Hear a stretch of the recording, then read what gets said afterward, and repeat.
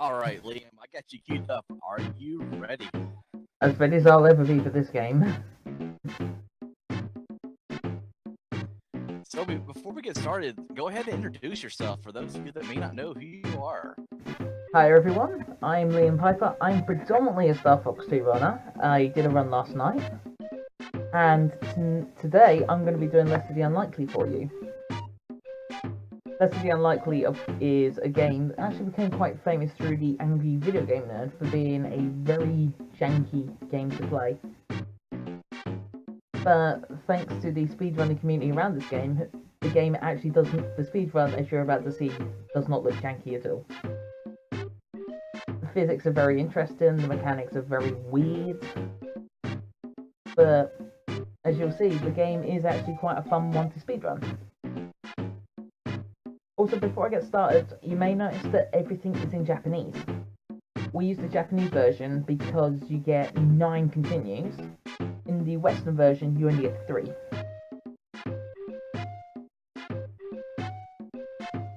Now, from what I heard, there actually is some Lester speedrunners in chat today. Yes. Do we want to go ahead and call them out? Yeah, Coughing is currently the world record holder. And we've also got Gabanza Guy, who is currently learning the game at the moment. And then you've got me, and there's also Radioactive Rat, who is currently 2nd fastest. I'm currently the 5th fastest with an 18-minute flat. And Coughing's world record holder with 14:59.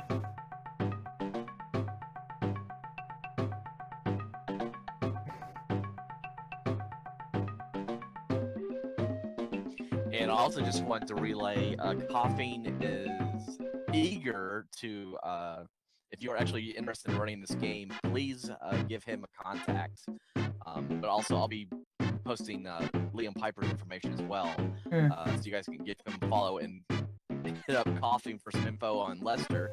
So if you guys are interested in speedrunning the game and getting part of Liampiper's community, feel free to do so. Speedrunning community around Less of the Unlikely is actually called the Lester League. Because we are a league of runners.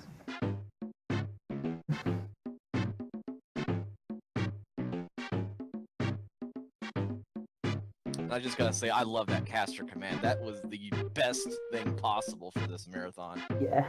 Just posting caster, blah blah blah, boom. There gives you the automatic link. So there we go. Yeah. All right. So are you ready to get day 3 started? Are you ready to run some Lester? Yes. Get some geek action going. Yes, I'm more than ready to go. All right. So on go, we will go. Okay. In 5, 4, 3, 2, 1, go. Let's do this.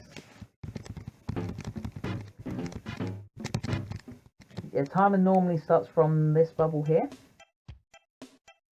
So 3, 2, 1, go. So yeah, this is Lester. He is a interesting character to say the least. He's a geek that reads a magazine on a dockside, somehow falls asleep on a crate that ends up going to a desert island, and he's trying to escape the island, but he's also trying to save the king's princess, I think. But yeah, this is one of the few games, I think, that actually had you play a geek, and the geek actually be the hero. As you can see, Lester is scared of absolutely everything. Scared of crabs, scared of turtles. I believe he's also scared of his own mere existence. Ah, the timer's not running.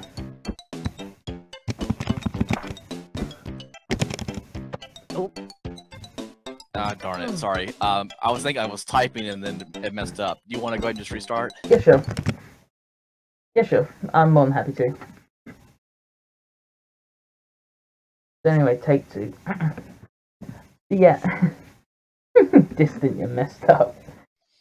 Dun dun dun. Yeah, in Japanese, quick side note, this is not called Lester the Unlikely, it's called Odekaki Lester Lei no Lei, which sounds like the terrible name for a song.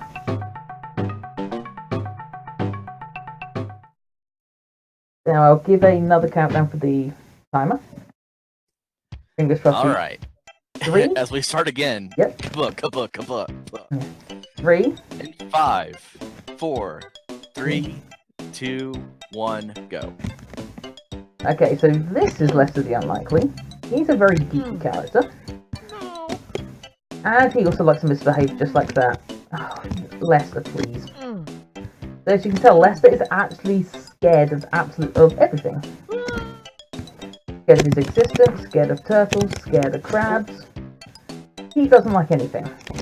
All that he wants is his magazine back. As you can see, the mechanics of Lester are quite interesting. He runs like a scaredy cat. You'll see later on, some of the buffers that I do looks like he's humping the air. Now those particular buffers are intentional. So as you can see, his jumps are very, very weird. He doesn't really have much of an arc. It's very much just like a very low arc. Also, those turtle jumps are not the easiest jumps to do because the hitbox on the turtle on the back is larger on the back than on the front. And these crows here, if they catch you, will take you right back to the beginning of the stage. And I believe the enemies would actually respawn as well. You may also notice there that I jumped quite close to the edge of the platform. That is to skip an animation. One of the things we like to do in this game is to skip animations. So the scared animations, the animations where he's like edging towards something, you basically do what we can to skip these animations. Also, ducking there means that you will not take any damage from falling. I will be doing that quite often throughout the run. And here's cave 2. You may also notice there I jumped what looked to be very, very early.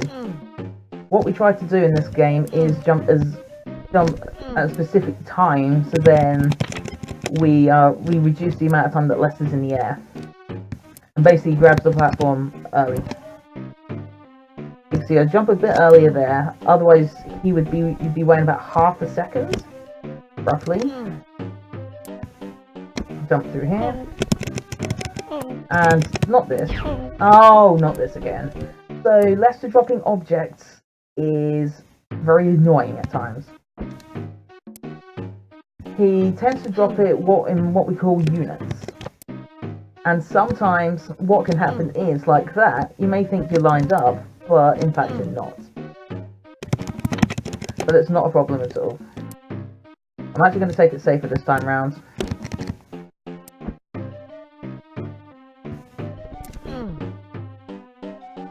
See, what the game intends you to do here is actually pick the stone up and throw it, but what we tend to do is actually jump through.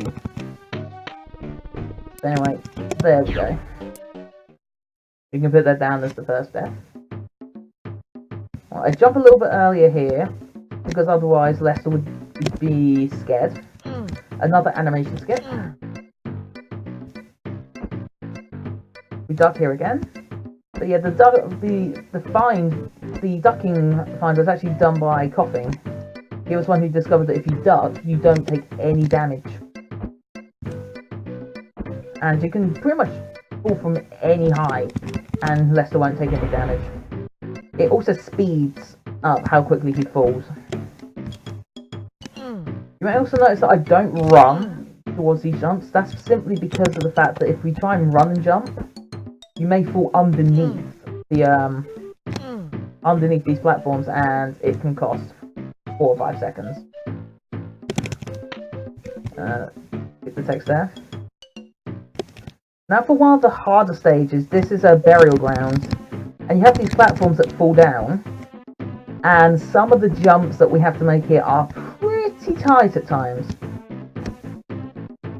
So as you can see, like this jump here, like a couple of these jumps here, there's like 2 to 3 pixels, and It's one of the few stages where you go into a speed run and you pretty much are clenching your butt cheeks. You're basically hoping that you don't fall into the lava because it could cost upwards of 25 seconds. Anyway, this stage is a little bit of a throwaway stage. Pretty much you need to go into the 5th hut and you get some advice.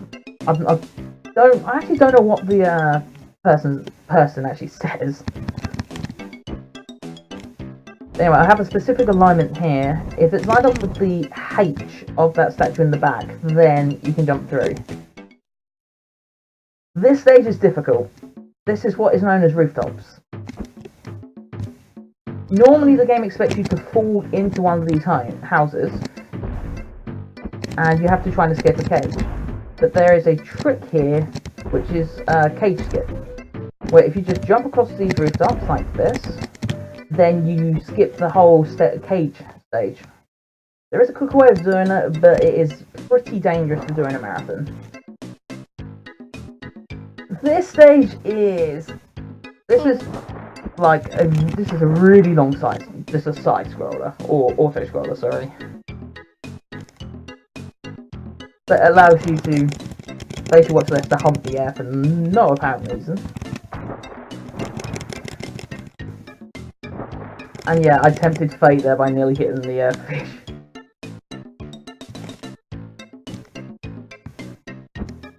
The game also expects you there to pick up or grab the vine. If you time your jump early or late enough, you can actually lateral jump over the vine and straight onto the platform. Most of this we duck down because obviously if the fish, the way the fish are programmed, they would actually clip Lester's head. But whilst we're ducked, it basically means the fish won't hit us so long as we're mostly centered.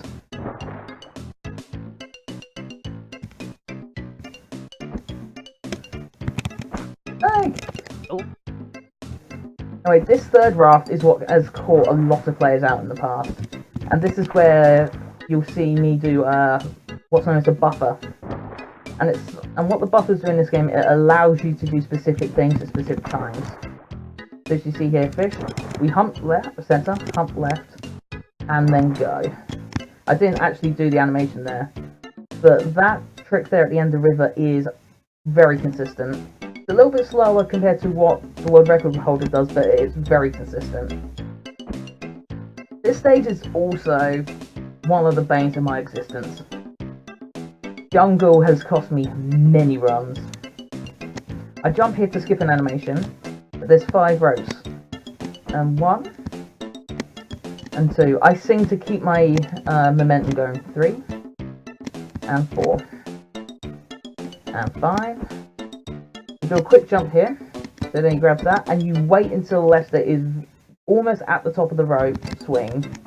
Because if you mistime that, then you'll fall all the way down to the bottom and most likely lose a life. So up here is also what is door skip. We go under here, jump here, and if we jump again here and jump through, you never have to open the door. It saves around about 4 to 5 seconds. This is 8. I always aim for 3 hit cycles. There is a way to get a 4 hit cycle, but I am not familiar with the strategies as of yet for that. But getting 4 3-hit cycles will actually save around about 5 seconds. And it actually saves an entire cycle on the save, because the game expects you just to get 2 hits on the cycle. And here comes my favourite bit. He gets a kiss. Woohoo! And now we're into the second half. The cave mouth is a stage that I have messed up a lot, just like that.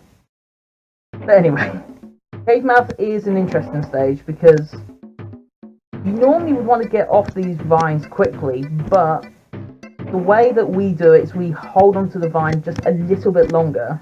Because if you jump too early, you can fall short of the actual platform. And yeah, that's always tight. That is always tight. Going back the way. You can actually go down a little bit earlier, but going down earlier actually risks you taking damage. This is one of the few stages with no enemies. But this is also a labyrinth stage. You have to open these doors in a specific way to get out of this cabin. And there is a couple of switches. There's always one switch that a lot of beginner players and runners always miss. And it's the one that you want to keep open. And it's this one. On the other side of that door, there is a switch that does absolutely nothing. And the problem is when you come out of that door, it will actually close that door, and then close the one at the bottom, because it's the only switch that controls two doors. You may notice here that I also jump as well. It saves around about quarter to half a second of climbing up and down the ladders. And as you can see, getting down the ladders can be a little bit complicated, because there's specific positions. You may also notice as well, after he got the kiss, he is now running like a normal human being. Not like someone who's actually, scared of everything, including his own existence. This is another throwaway stage. Basically, when you hit the switch there, the ceiling starts falling down. And I've gone the wrong way, haven't I? Oh. Well, good thing I got the continues. That was just me derping. I completely forgot which way I go. Yeah, you go to the left there, not to the right. I think I got what the height of the platform, well, which height I was at, a little bit mixed up. Which in this game is easy to do. But there, it saves actually having to do two duck drops there. You may also notice here I'm turning as I'm falling. It actually moves Lester slightly forward. And here's the bane of every runner's existence: pylon skip. You may think, oh, I'm just jumping into thin air, but if we jump correctly, we can clip through that boulder. This is... Good thing I got live here, because this is difficult. This is the hardest trick in the game. There we go, that's how you do it. Just jump and then jump straight through. So yeah, you're meant to hit that boulder a certain amount of times that I've never actually counted.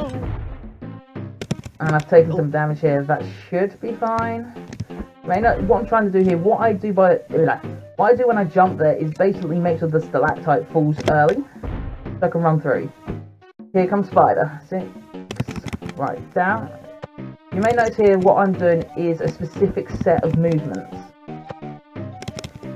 This is basically buffering the spider's movement, and it guarantees that we don't get hit by it. And you hit the boulder 8 times, okay. Yeah, I took a hit there, but that's fine. I'll take a death at the start of lava, because I will need full health for the stage after lava. And I also get a time check as well, just out of interest.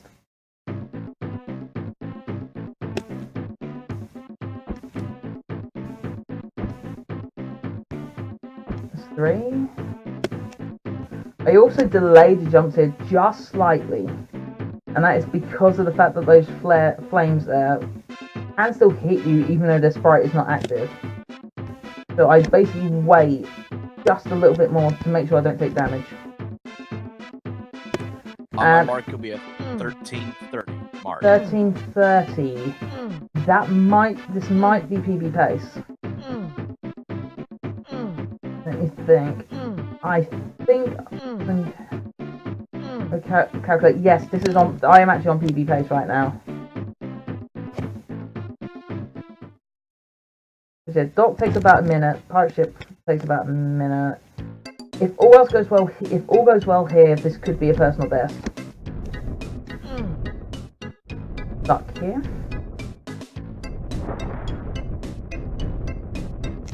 To the barrel. I took a hit there.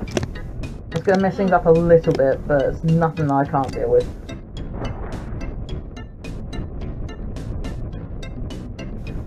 Oh yeah, I got the last jump. So yeah, those 3 barrels are very, very difficult to time your jumps over. Because the thing is, you can't actually see where the barrels are, and it's very, very tough to judge.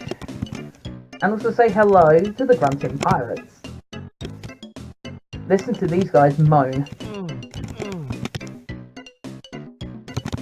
Am I still playing a video game, or am I watching something that I really shouldn't be watching? But yeah, these pirates have some very annoying hitboxes, which is why you see me stand a little bit further back on those pirates. So anyway, ship 1, this is the second to last stage. You're basically going through a massive gauntlet of these pirates, and there's quite a lot of them.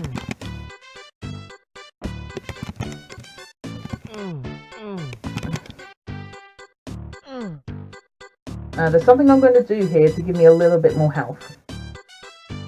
Normally what we do is we damage boost through the pirates at the bottom that I've just got the box on. But I'm going to keep my extra health, because I want to keep that for the final stage, if I can. Yeah, these guys with the dynamite here, don't hit the dynamite, because that is insta-death.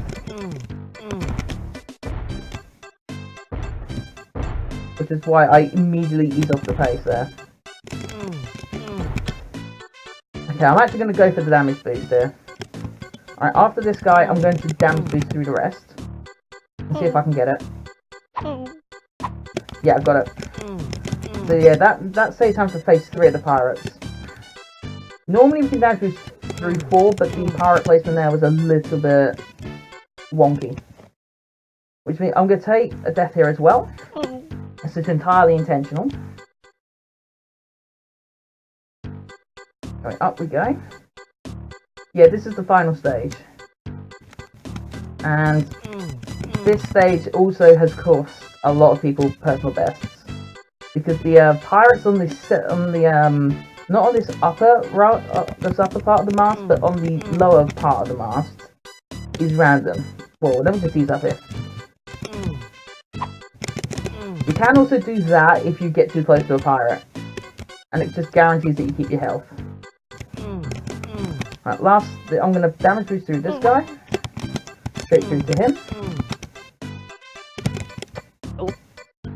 Anyway, this is the section that has cost a lot of people runs.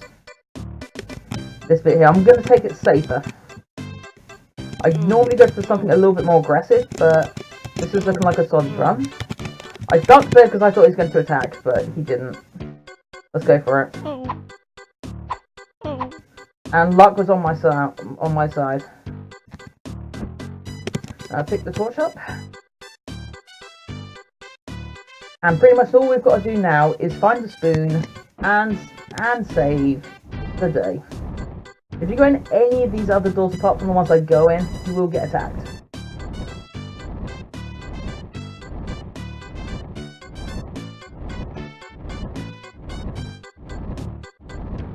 So yeah, you can light the cannon from the wrong side. You can do this.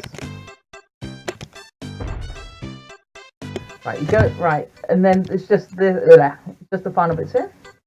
That health there is completely unnecessary because you won't need the health. There's nothing on this final set. 1, 2, 3, and in. And yeah, make sure when you have to use this water here because the other water that we see is actually gasoline. And yeah, things will go boom. 2, 3. Right, get ready on the time.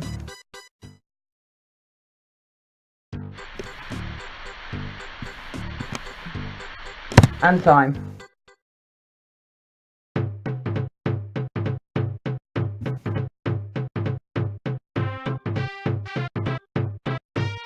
Yay, we saved the day. Unless it still stands there like an absolute dud. For some reason, he becomes a surfer. I don't think waves behave like that. And when did he get so ripped? What was my time? Alright, so final time was 18:43, and I was able to time the timer exactly with our 10-second head start. So when you said time, it came out perfect. So that was your actual official time. That's actually a pretty solid time. if I hadn't have died in Arcade 2 and I'd got Pile on first try, that would have been a PB, but considering the fact I've only been running this properly, like, seriously for like 6 weeks, I'll take that time easily. Yeah, the estimate was 30 minutes because I was actually I wasn't too sure how the run would go, but that run went pretty well. And some of the new strategies I've been learning actually came into play. And yeah, if you stick to the end of the credits, you'll see something that is absolutely hilarious. Yes, there were bug testers in this game for starters. One bug tester. No wonder some of the things are broken. So as we're waiting to get to the final credits here, that awesome scene, if you guys are wanting to take some clips of what you're watching, please do so. Like we keep doing every day, we'll show clips at the beginning of the day. And also now the links have been enabled, so you'll be able to post right here in chat. So definitely keep those clips coming. Here's the bit. Lisa Jam and Liz North Wolfolk with love. Thank you. Thanks for playing Lester Unlikely. Watch for Lester. He will be back. He never came back. They were most likely planning a sequel for this game, and there's been a couple of Kickstarters to try and get sequels for this game. All of them failed. So, the only time Lester will be back is in a future marathon. But yeah, this is one of my other main speed games at the moment. This is very fun. This is a very fun speed game to watch and to play, so highly recommend you checking out my channel because I speedrun this often. Check out Coffee and Rocks as well because he's the one who rooted this game and he's been running it for so long now. Pretty much without his work, without the work that he's done on this speedrun, it would not be as smooth as it is now. Anyway, did we have any donations during the run? Actually, no, but I wanted to go ahead and just read off the donation that I made. As it was a IOU yesterday, but it was a $10 donation. I was basically saying that you guys are extremely awesome, loving the outpouring of support for this event. So thank you very much. So I donated $5 towards Slippy for yesterday's run during Star Fox 2 for you, Liam, and then also $5 is going to be queued up for a song request for the concert later on tonight. So that was my donation of $10.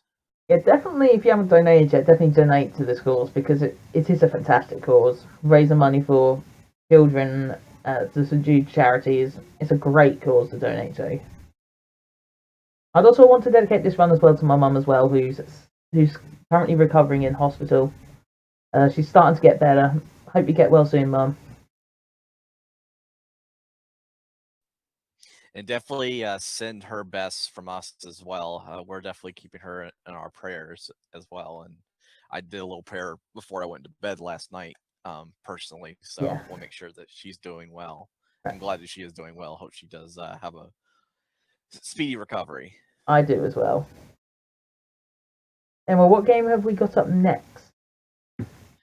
All right, so up next is going to be me playing some F-Zero. Going to be doing the beginner course. Should be a lot of fun. And then after my run, as I'm quoting in the air, we're going to be seeing some Amnesia, the Dark Descent with JD Link 101. That should be a lot of fun. Amnesia runs tend to be very broken and a lot of fun to watch, so definitely stay tuned for that and stay tuned for F-Zero. All right, guys, so I'm going to take a quick intermission to get that game queued up for F-Zero. So thank you, Liam, very much for your run there of Lester. Hope to see him back for Marathon, maybe get a race. Hint, hint. But yeah, stay tuned, guys.